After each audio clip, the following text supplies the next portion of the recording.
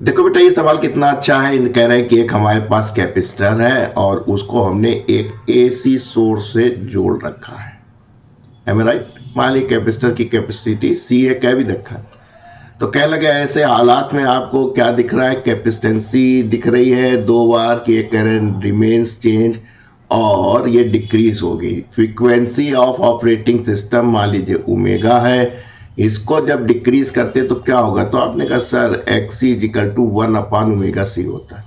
तो जाहिर सी बात है, अगर ओमेगा कम करेंगे जैसा इन्होंने दिया due to decrease in operating system, तो रिएक्टेंस जो है वो बढ़ेगा, यानी कि घटेगा नहीं और रिमेन सेम नहीं होगा। अब मसला किस में बचा? डिस्प्लेसमेंट करंट में। तो आपने कहा सर यहाँ करंट कन्वेंशनल करंट बहेगी और ये जो कूदे फांदेगी वही डिस्प्लेसमेंट करंट कराती है। तो जाहिर सी बात है सर्किट एक है। तो अब आपकी समझ में आ रहा होगा कि भाई साहब जितनी ही कन्वेंशनल करंट है उतनी ही डिस्प्लेसमेंट करंट है।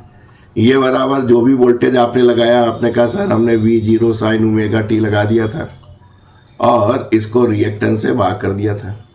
रिएक्टेंस आप समझ गए थे, क्या समझ गए थे कि 1/ओमेगा सी होता है। ऊपर ले जाइए, V0 चौथा टर्म है omega C sine omega T, ये डिस्प्लेसमेंट करंट हो गए।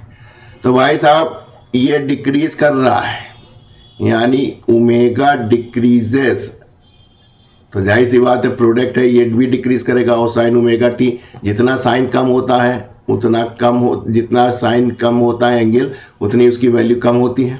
ठीक, तो जितना ये कम होगा डिक्रीज होगा, कम होगा, साइन की वैल्यू कम होगी और ओमेगा प्रोडक्ट में है ये भी कम होगा, यानी आईडी जो है वो क्या हो जाएगी? डिक्रीज कर जाएगी।